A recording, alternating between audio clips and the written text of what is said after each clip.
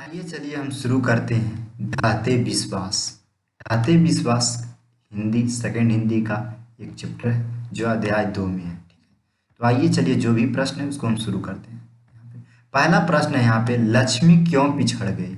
मतलब जब बाढ़ आया तो सभी लोग भाग रहे थे, तो लक्ष्मी जो है वहाँ कैसे पिछड़ गई? तो लक्ष्मी के साथ दो छोटे छोटे बच्चे गोदिया में मतलब गोद में थी। ठीक है, और उसके माथे पे बर्तन कपड़ा और कुछ बोरा था। ठीक है, मतलब वो अपने एक गोद में बच्चा और माथे पे बर्तन था यानी कि बोरा था, इसलिए वह पिछड़ गई। ठीक है, आगे बढ़ते हैं प्रश्न संख्या 2 के ओर। प्रश्न संख्या 2 में दिया हुआ है यहाँ पे, लक्ष्मी के व्यक्तित्व पर विचार करें, यानी कि लक्ष्मी का जो व्यक्तिगत जीवन था उस पर विचार करने के लिए करा। तो लक्ष्मी इस कहानी का मुख्य पात्र है। ठीक है, उसके व्यक्तिगत कूट कूट कर भरा हुआ, मतलब एक व्यक्ति की जो जीवन होती है उसमें एकदम कूट कूट कर भरा हुआ। ठीक है, वह दृढ़ता मतलब कठोर और साहस भरा स्त्री है। ठीक है, वह गांव में एक बीघा उसकी भूखंड है, मतलब एक बीघा मात्र उसका जमीन है, और उस पर पूर्व अनुभव के आधार पर वो उसमें थोड़ी अपने पुराने आधार पर ना तो गांव छोड़ी और ना तो घर छोड़ा। ठीक है, अच्युत जो है मतलब उसका अच्युत जो है उसका बेटा है। ठीक है, उसको अपने गांव की रक्षा में लगा देता है। मतलब जब बाढ़ आता है तो उसे बाढ़ के लिए डैम जो है डैम को बांधने के लिए लगा देता है, और लक्ष्मी जो है अपनी सभी सामानों को लेकर भागने में और बच्चों को गोद में लेकर भागने में सफल होती है। आगे बढ़ते हैं प्रश्न संख्या 3 की ओर। प्रश्न संख्या 3 में दिया हुआ है, विपत्ति अकेले ना आकर संगी साथियों के साथ आती है, कहानी के आधार पर स्पष्ट कीजिए। आगे चलते हैं उत्तर की ओर। ठीक है, तो कहानी में जो ऊपर में लिखा हुआ है, ठीक है, वह बिल्कुल उपयुक्त है। मतलब विपत्ति अकेले ना आकर संगी साथियों के साथ आता है। ठीक है, कैसे? क्योंकि सबसे पहले उस गांव में तूफान आता है, फिर बाद में सूखा हो जाता है यानी कि वर्षा नहीं होती है, फिर उसके बाद क्या होता है, उसके बाद बाढ़ का प्रकोप आता है। यह सिद्ध करता है, क्या सिद्ध करता है, कि विपत्ति अकेले नहीं आकर संगी साथियों के साथ आता है।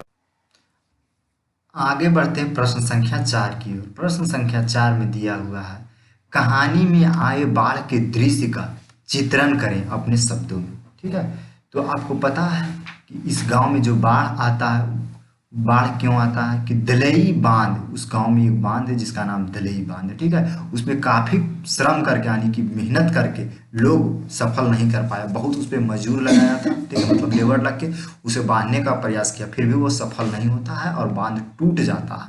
टूटने की जब सूचना मिलती है तो सभी लोग टीले टीले मतलब ऊंचे स्थान की ओर भागना शुरू करता है, लेकिन पानी का बहाव तेज रहता है तो कुछ लोग रास्ते में ही रह जाते हैं, और स्कूल में भी पानी भर जाता है। घुटने भर पानी मतलब टेहने से ऊपर के पानी में लोग छत पे खड़े होकर कमरे वाले में गति हुई, मतलब सभी लोग भागना शुरू किया। यही किसी को मालूम नहीं हुई, मतलब कुछ लोगों को मालूम भी नहीं था, वो भी भागने में सफल हुआ। ठीक है, लक्ष्मी यादि कुछ लोग वृक्ष की जाट जाट के मतलब ऊंचाई पे टहनी पे और डाल को पकड़कर लटक गए। ठीक है, चंडेश्वरी चबूतरा, उस गांव में एक चबूतरा था चंडेश्वरी। ठीक है, वहां भी पानी से भर जाता है। लोगों में काफी अफरा तफरी, जान बचाने को व्याकुल हो जाते हैं। कोई देव शक्ति, उस गांव के लोग सभी भगवान पे विश्वास करते थे। ठीक है, देव शक्तियाँ, ठीक है, फिर भी उन्हें रक्षा करने के लिए नहीं आता। इसी के कारण विभीषिका है कि उस गांव का विनाश होता है। सबसे ज्यादा विनाश उस गांव का देव शक्ति के कारण हुआ कि भगवान आएंगे हमें रक्षा करने के लिए। आगे बढ़ते हैं प्रश्न संख्या 5 की ओर। प्रश्न संख्या 5 में दिया हुआ है, लक्ष्मी कौन थी?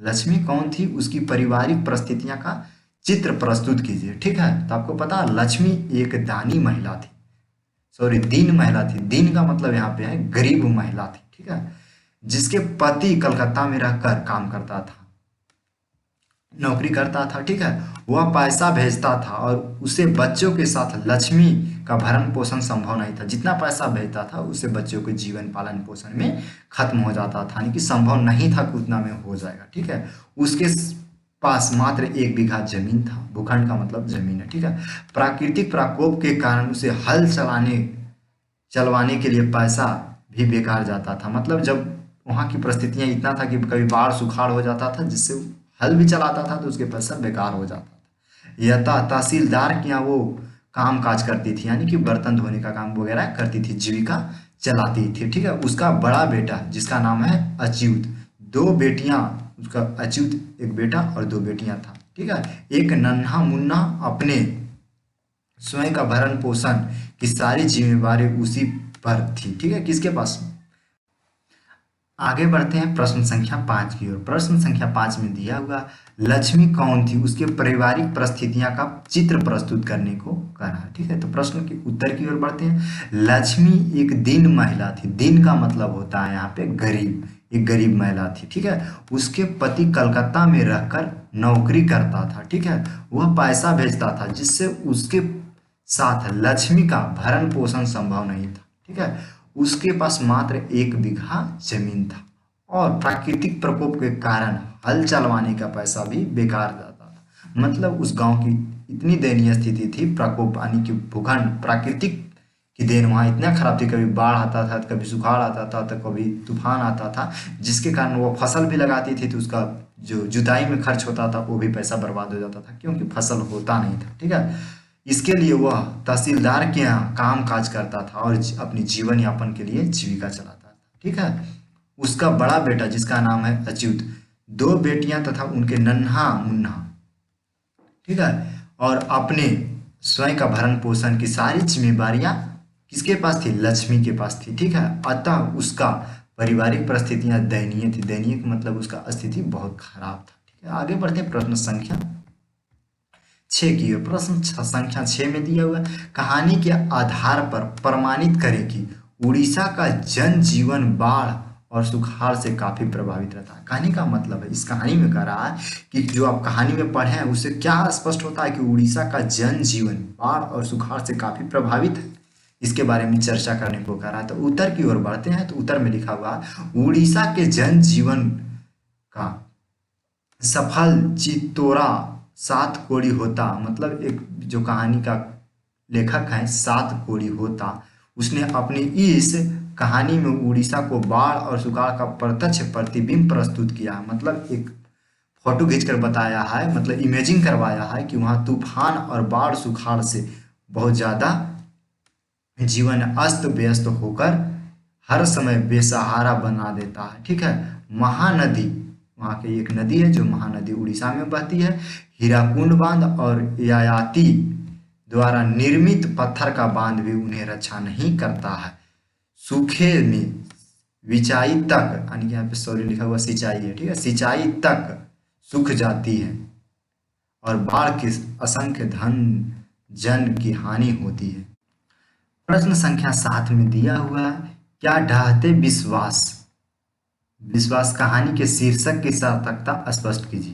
ठीक है, मतलब इस कहानी की जो शीर्षक मतलब सार्थकता है, यानी कि शीर्षक है, वो सही है, इस पर विचार करने के लिए कहा है। घटित घटना के आधार पर सिद्ध हस्त है, मतलब सही बात है।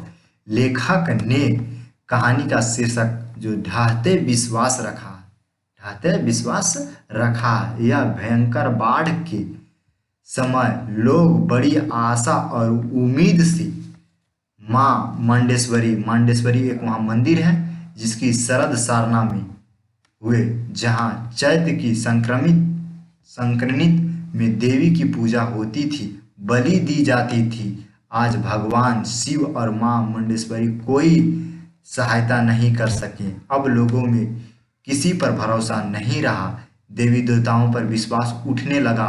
अतः इसी कहानी पे सटीक है कि जो कहानी का चैप्टर रखा गया, शीर्षक रखा गया ढाहते विश्वास, वो बिल्कुल सटीक है।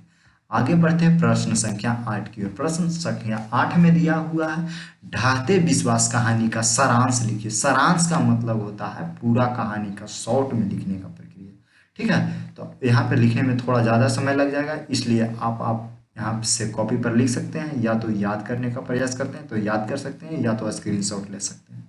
ठीक है, वीडियो को शॉर्ट बनाते हुए हम कर रहे हैं, यहाँ अपना स्क्रीनशॉट ले सकते हैं। आगे की ओर बढ़ाते हैं, जिस प्रकार से आपको करना है कर सकते हैं, याद कर लीजिए। सारांश पूछा जाता है, इतना ही थोड़ा शॉर्ट में लिखना पड़ता है, पढ़ लीजिएगा, आप लिख सकते हैं, हमें विश्वास है। ठीक है, आप इस चैनल पे नए हैं तो चैनल को सब्सक्राइब कर लीजिए, पायोनियर स्टडी हब यूट्यूब पे सर्च कर सकते हैं। ठीक है, और अपने जो लाइक वीडियो है, हिंदी का देखना, इंग्लिश का देखना, साइंस का, मैथ का, जो भी वीडियो देखना है क्लास 10th या 12th का, वो अपने देख सकते हैं। और पॉलिटेक्निक के लिए भी यहाँ से बैच हम लेकर आते हैं, पैरामेडिकल के लिए भी बैच लेकर आते हैं, तो वहाँ जाकर आप देख सकते हैं।